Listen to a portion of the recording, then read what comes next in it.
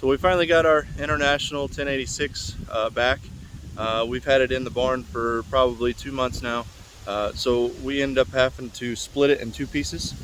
We replaced the clutch. We had the clutch go out on us at a very bad time, right in the middle of hay season. So we had to use our smaller Case International 395 to do most of the work. We haven't been able to do round bales, which we need some more round bales for the cows.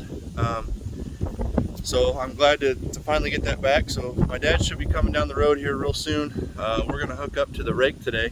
I'm gonna show you a little bit about this. It's called a V rake. It's a 10-wheel V rake. It's something that we picked up a couple years ago and we absolutely love it. We had a bar rake before and it did pretty well, but this V rake is so much faster whenever we're going and we've got big fields and we can put a lot of hay in our windrows, which I could show you once we get going here in a little bit. But once he gets here, I'm gonna show you how we hook it up, but we can go through it real quick and I'll show you kind of what it looks like. So this is the 10-wheel V rake, and obviously you can see, you know, it's got 5 wheels on each side, and obviously it's a V. So whenever we're going down the field, these wings there's a two hydraulic cylinders on there, and whenever we hook it up, basically all we do is just hook up this to the drawbar with a pin, and then we hook up our hydraulic line to the tractor, and it's just one that controls both of these cylinders back here, there and there. And so we can control the wings, and whenever we have it up, obviously it's not gonna rake any hay together, but whenever we have it down on the ground, it puts it all in a nice wind row for us. And yeah, it works very well. So once he gets here with the tractor, we can hook it up. We'll show you how to hook it up, and show you how it works. While I'm waiting on Dad to get here with the tractor, I kind of wanted to go over a little bit what we had going on with the tractor. With the 1086, we had obviously the clutch problem, and then we also had a bad knocking noise. And so what we ended up doing is we took the head off, which in order to do that, we had a lot of taking off the muffler, taking off a whole bunch of different connections with the fuel lines, with the ejectors, which we had to rebuild ejectors also. But we took the head off, had the head resurfaced, we rebuilt the head. We took one cylinder out because it was getting hot and build up, and it started making grooves on the cylinder and on the plate on the inside, which that's a little bit over my head even. But we pulled all that out, had it sent away. We have a mechanic that helps us out with a lot of things that is right next to my dad's farm. So he took that stuff, rebuilt it for us.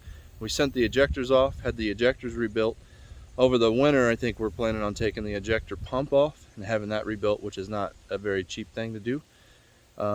But those are our future plans with that tractor. Hopefully with us putting all this money and time into the tractor, we'll have a pretty good tractor.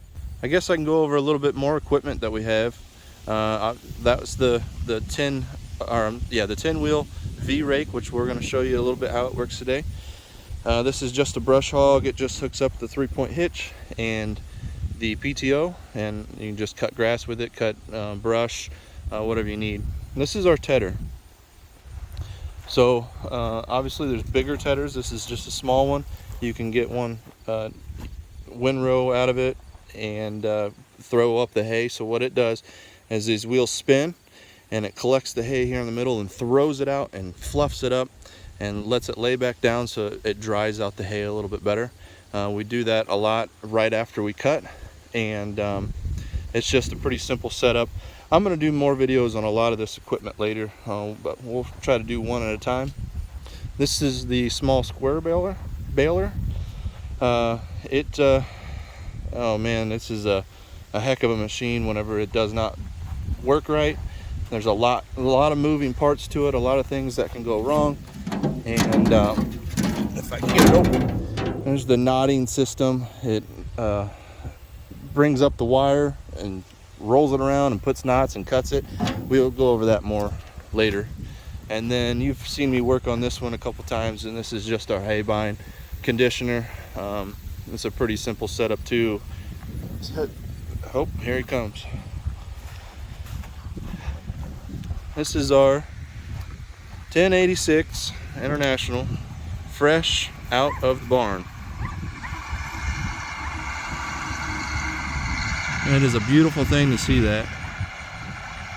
I know you guys have seen it before with the bucket on it. That bucket is just an attachment, and it goes right on the front. There's a we can explain that whenever we put it back on, and hooks up to the hydraulics.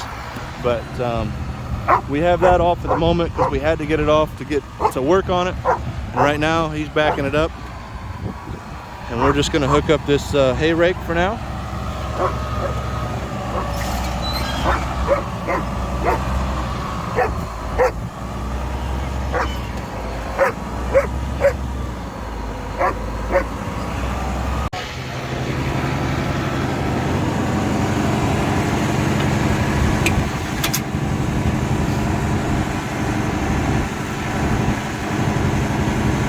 We've talked about those pins before. Those pins are coming pretty good handy. It makes it easy, obviously, to put it in, and then whenever you're going down the road, you don't have to worry about it coming out. All that is, you're gonna have to have the adapter, aren't you? Yeah, like I was saying, this is the head. So we took all this apart. These are your ejectors. This is your ejector pump, and that goes into your cylinders up on top of your head. And that's all the work that we kind of been working on recently. Well, we forgot the adapters, so we had to go back to his farm and get them. But yeah, that hydraulic line just hooks into our hydraulics, which it's a little different system, and that's why we had to have that adapter. And that's all it is. This field was tethered, so it's not in rows. It's all fluffed out and thrown up in the air and brought back down all into a flat surface like this. And then, as you can tell over here, he just ran down with the hay rake, and he's making windrows, and he's coming back over on this side.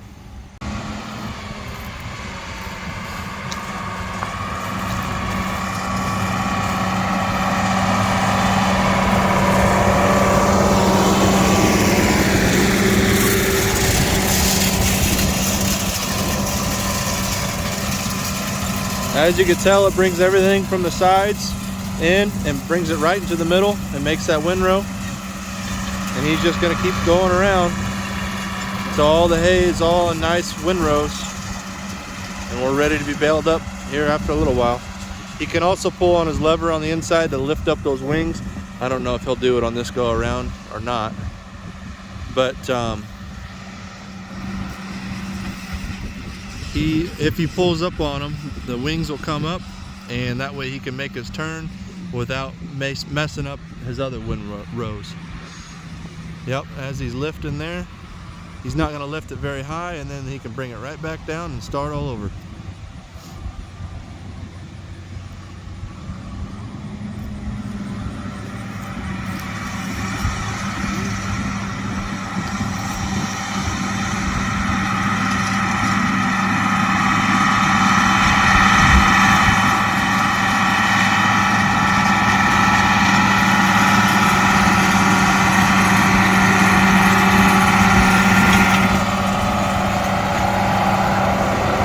Lifts it up and then back down.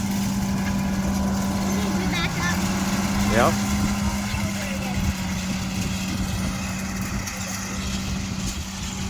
And then all that flat hay that's dried out makes these nice pretty windrows, and we can grab the either one of our balers and come back and pick it up.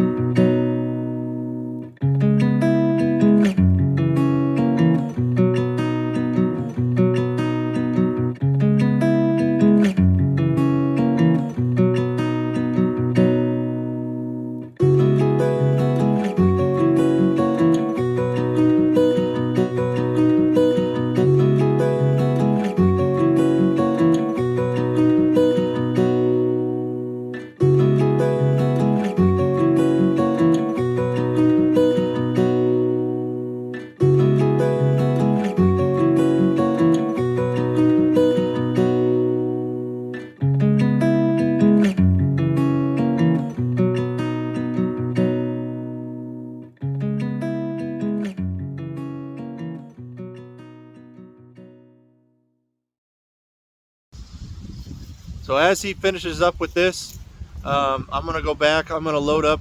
I've got a trailer full of hay that I'm gonna get hooked up to the truck, and we're gonna make that delivery tonight.